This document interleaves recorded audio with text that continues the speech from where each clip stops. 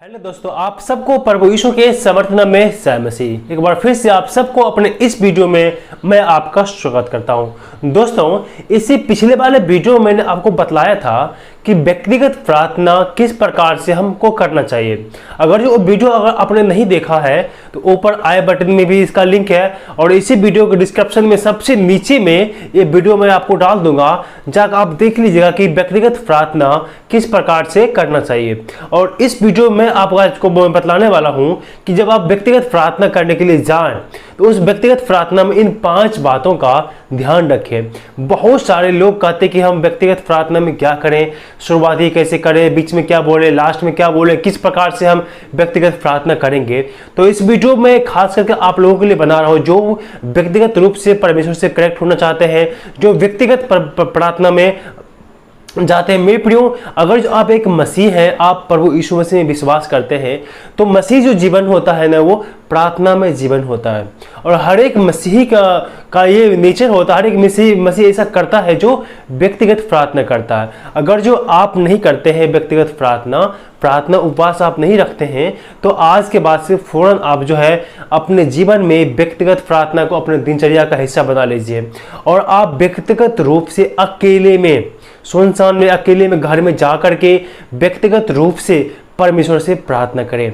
और उस व्यक्तिगत प्रार्थना में किस प्रकार से प्रार्थना करना है और उस व्यक्तिगत प्रार्थना में कौन कौन बातों का हमें ध्यान रखना चाहिए और हमें क्या क्या प्रार्थना करना चाहिए, तो उन चीज़ों को आज मैं इस वीडियो के माध्यम से आज मैं आपको बताने वाला हूं कि आप व्यक्तिगत प्रार्थना में कुछ 5 बातों को आप ध्यान रखना चाहिए आपको। अगर उस तरह से आप प्रार्थना करते हैं जिस प्रकार से मैं आज आपको मैं बता रहा हूं, तो मैं निश्चय परमेश्वर आपको आशीष देंगे और अपने आत्मिक जीवन में आप दिन प्रतिदिन आगे बढ़ते जाएंगे। तो दोस्तों, वो कौन सी ऐसी बातें हैं, 5 बातें हैं जो हमें व्यक्तिगत प्रार्थना में याद करना चाहिए, उसी प्रकार से हमें प्रार्थना करना चाहिए। तो जानने के लिए पूरा वीडियो को आप जरूर देखिए। और आगे बढ़ने से पहले मैं आपसे अनुरोध करना चाहता हूं कि अगर हमारे चैनल पर आप पहली बार आए हैं तो प्लीज़ हमारे इस चैनल को सब्सक्राइब कर लीजिए और वीडियो को लाइक करके अपने दोस्तों में, रिश्तेदारों में इस वीडियो को आप शेयर जरूर कर दें, ताकि उन लोग भी व्यक्तिगत प्रार्थना के नियम को जान सके और उस व्यक्तिगत प्रार्थना में इन 5 बातों को वो इंक्लूड कर सके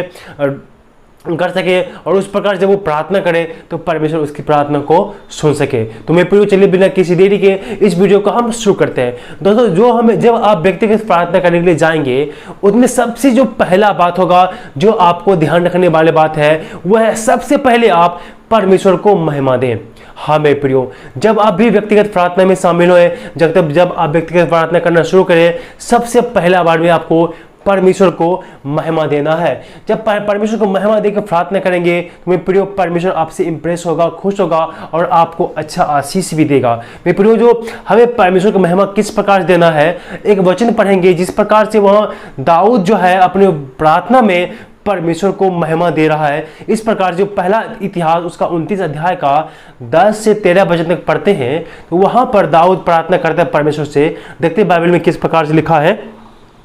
तब दाऊद ने सारी सभा के सम्मुख यहोवा का धन्यवाद किया और दाऊद ने कहा, हे यहोवा, हे हमारे मूल पुरुष इजराइल के परमेश्वर, अनादिकाल से अनंत काल तक तू ही धन्य है।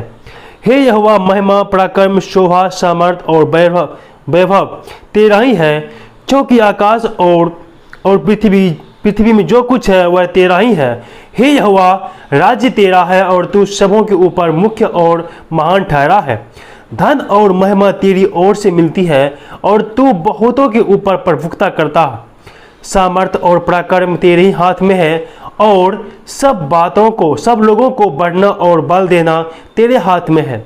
इसीलिए अब हे हमारे परमेश्वर, हम तेरा धन्यवाद करते हैं और तेरे महिमा युक्त नाम की स्तुति करते हैं। हाँ मेरे दोस्तों, यहाँ पर दाऊद जो है प्रार्थना करता है परमेश्वर की, सबसे पहले वो महिमा कर रहा है, परमेश्वर को महिमा दे रहा है। किस प्रकार से? तो परमेश्वर का बड़ाई कर करके, उनके कामों को बड़ाई करके, उनको धन्यवाद दे करके वो परमेश्वर को महिमा कर रहा है मेरे प्रियो।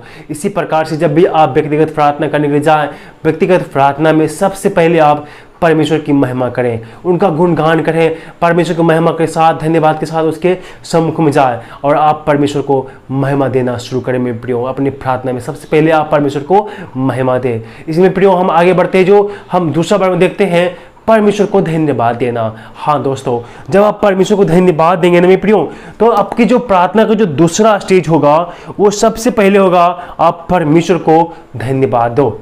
आपकी प्रार्थना में सबसे पहले महिमा देना है और दूसरा बार में परमेश्वर को धन्यवाद देना है, जो हमें पहला थिस्सलुनीके उसका 5 अध्याय का 16 से लेकर के 18 तक यहाँ पढ़ते हैं। यहाँ लिखा हुआ है, सदा आनंदित रहो, निरंतर प्रार्थना में लगे रहो, हर बात में धन्यवाद करो, क्योंकि तुम्हारे लिए मसीह यीशु में परमेश्वर की यही इच्छा है। हाँ दोस्तों, जब भी आप प्रार्थना करने जाए, परमेश्वर को महिमा देने के बाद परमेश्वर को आप धन्यवाद दें। हर एक बात के लिए आप परमेश्वर को धन्यवाद दें, हर एक उस आशीष के लिए परमेश्वर को धन्यवाद दें जो आपके जीवन में परमेश्वर आज दिया है।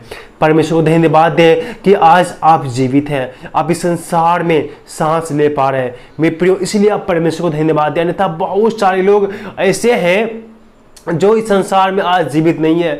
आज का भोर को उजाला, आज का संध्या काल उसने अपने जीवन में नहीं देख पाया मेरे प्रियो, और बहुत सारे सुविधाजनक बातें आपके जीवन में परमेश्वर ने आपको आशीष दिया, आपके हर एक जरूरतों का परमेश्वर आपको ख्याल रखा है। इसके लिए आप परमेश्वर को धन्यवाद दें मेरे प्रियो। और यह है प्रार्थना का दूसरा चरण, जिसमें आपको परमेश्वर को धन्यवाद देना है, हमेशा उनको धन्यवाद देना है और धन्यवाद के साथ में उसके सम्मुख में जाना है मेरे प्रियो, तभी परमेश्वर आपको आशीष भी देगा। और जब हम देखते हैं तीसरा बार में अपने पापों का अंगीकार करना। हाँ दोस्तों, जब भी आप व्यक्तिगत प्रार्थना करने के लिए बैठे तो तीसरा स्टेज में क्या करें, अपने पापों का अंगीकार करें। अर्थात जो पाप आपने किए हैं, जो आपसे गुनाह हुआ, क्योंकि वचन कहता है सबने पाप किया और परमेश्वर की महिमा से रहित है। इसलिए मेरे मित्रों, आप अपने प्रार्थना में अपने पाप का अंगीकार करें। आपने जो गुनाह किए, जो आपने पाप किए, चाहे जानबूझ के किए हो या अनजाने में किए हैं, आपने पाप तो किए हैं, उन सारे पापों को आप मान ले, घुटने टेक करके प्रभु से प्रार्थना करें और उस पापों के लिए आप परमेश्वर से माफी मांगे, जो हमें पहला यूहन्ना उसका 1:9 में बताता है, यदि हम अपने पापों को मान ले तो वह हमारे पापों को क्षमा करने और हमें सब अधर्म से शुद्ध करने में विश्वास योग्य और धर्मी है। हाँ दोस्तों, अगर हम अपने पापों को प्रार्थना में मान लेते हैं, हम अपने पापों से पश्चाताप करते हैं, तो वो जीवित परमेश्वर हमारे पापों को माफ करता है और हमें धो के शुद्ध करता है मेरे प्रियो।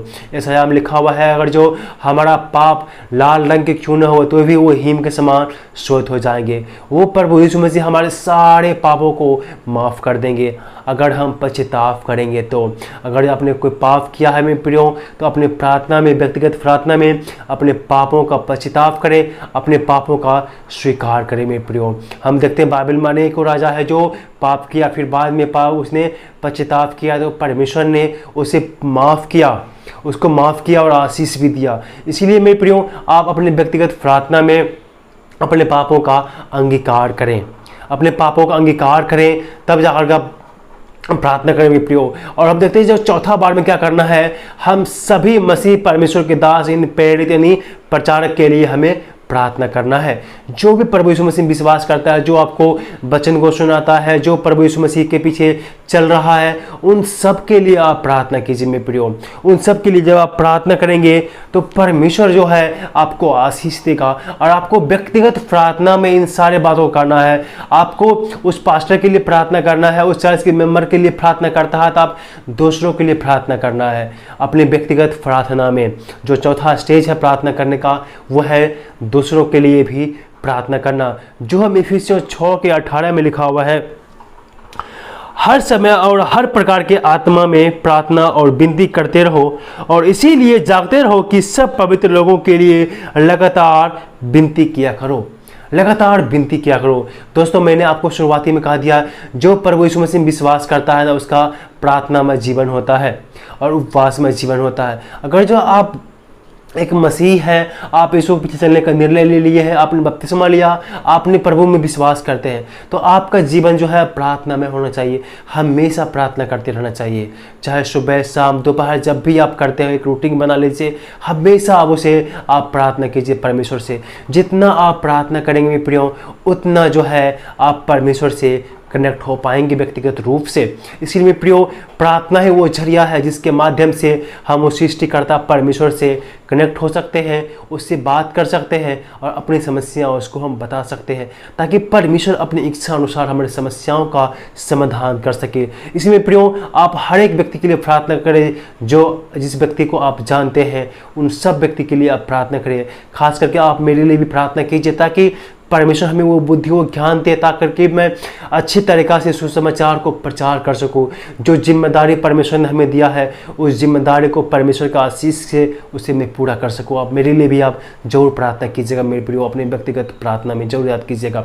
हम देखते हैं, जब लास्ट बार में हम जब देखते हैं व्यक्तिगत जीवन के लिए भी प्रार्थना करना। हाँ दोस्तों, आप जब प्रार्थना का जो लास्ट चरण है, आप व्यक्तिगत जीवन के लिए, अपने जीवन के लिए प्रार्थना करें। अपने जीवन को, अपने जीवन को, अपने हर एक चीज़ को, अपने पल को परमेश्वर के हाथ में सौंप दे। आपका पूरा जीवन परमेश्वर के हाथ में सौंप दीजिए। आपके व्यक्तिगत जीवन को परमेश्वर के हाथ में सौंपेंगे तो परमेश्वर जो है उसको अगुवाई करेगा। और आपको व्यक्तिगत रूप से परमेश्वर से आपको क्या चाहिए, उसके लिए आपको प्रार्थना करना है। यहाँ पहला शमूएल 1:11 में लिखा हुआ है, और उसने यह मन्नत मांगी, हे सेनाओं के यहोवा, यदि तू अपनी दासी के दुख पर सचमुच दृष्टि करे और मेरी सुधि ले और अपनी दासी को न भूल जाए और अपनी दासी को पुत्र दे, तो मैं उसे उनके जीवन भर यहोवा के लिए, यहोवा को अर्पण करूंगी और उनके सिर पर छुरा फिरने ना पाएगा। मेरे प्रियो, यहाँ पर हम देखते हैं हन्ना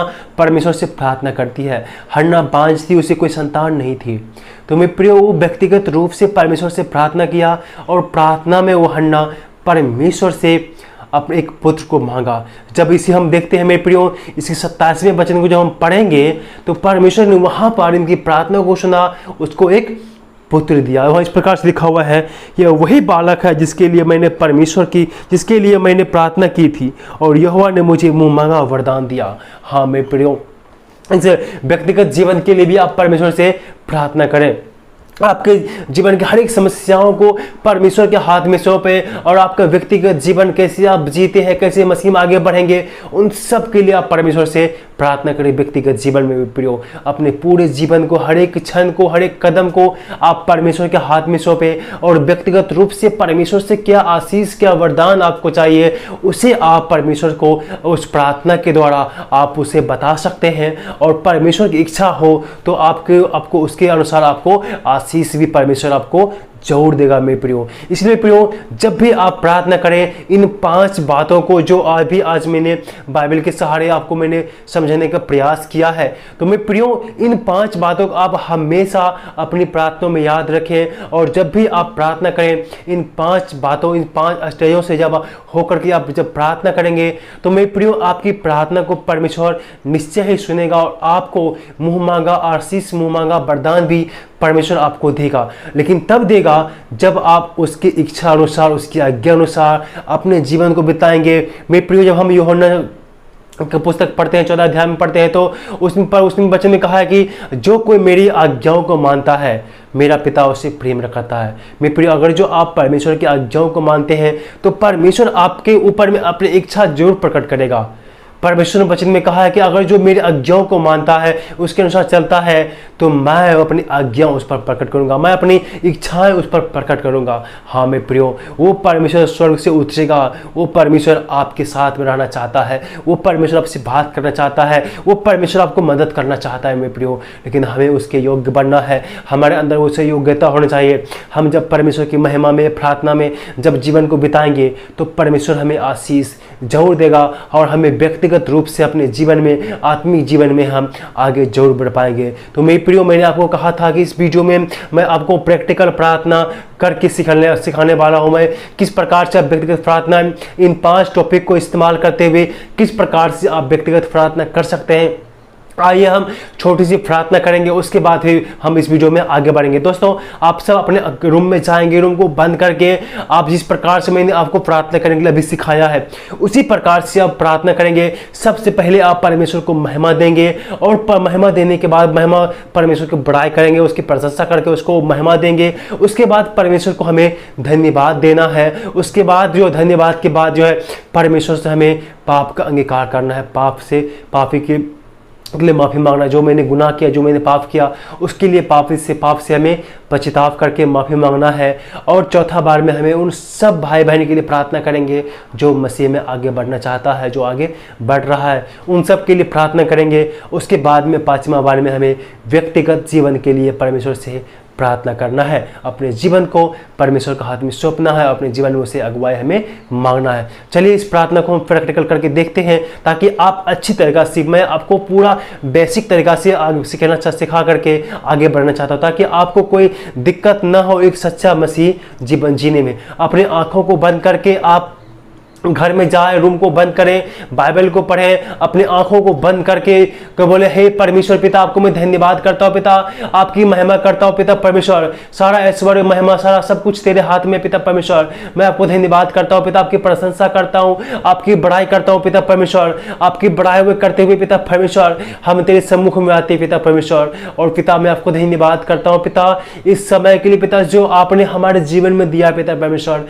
इन तमाम समय के लिए, इस आशीष के लिए पिता, जो आपने हमारे जीवन में दिया पिता परमेश्वर। सचमुच पिता परमेश्वर, ये आपकी महान दया और करुणा है पिता कि आज हम जीवित हैं पिता और सांस ले पा रहे हैं पिता परमेश्वर। इसके लिए आपको हम धन्यवाद अदा करते हैं पिता परमेश्वर। आपको धन्यवाद करते हैं पिता कि आपने हमारे हर एक जरूरतों को, हमारे हर एक कमी घटी को पिता परमेश्वर आपने पूरा किया पिता। इसके लिए आपको हम धन्यवाद करते हैं पिता परमेश्वर। हे पिता परमेश्वर, आपसे मैं माफ़ी मांगता हूँ पिता, जो पहले पाप किया पिता परमेश्वर, जो जाने अनजाने में या जानबूझ के जो भी मैंने पाप अपराध किया पिता, जो आपकी नज़र में पाप है, जो गुनाह है पिता, उस पापी के लिए पिता परमेश्वर, उस गुनाह के लिए पिता मैं पश्चाताप करके, घुटने टेक करके पिता मैं तेरे सम्मुख में आता हूँ पिता परमेश्वर। हमें हमारे पापों के लिए पिता हमें आप माफ़ कर दे पिता परमेश्वर। मैं उस पाप के लिए जो मैंने किए हैं पिता, जो आपकी नज़र में पाप है, बुरा है, वो काम मैंने किए पिता, मुझे उस पाप के लिए पिता मुझे आप माफ़ कर दीजिए। मैं पूरे पश्चाताप के साथ मैं अंगीकार करता हूँ पिता, मैंने पाप किया पिता, मुझे अपने पापों के लिए मुझे माफ़ कर दीजिएगा पिता परमेश्वर।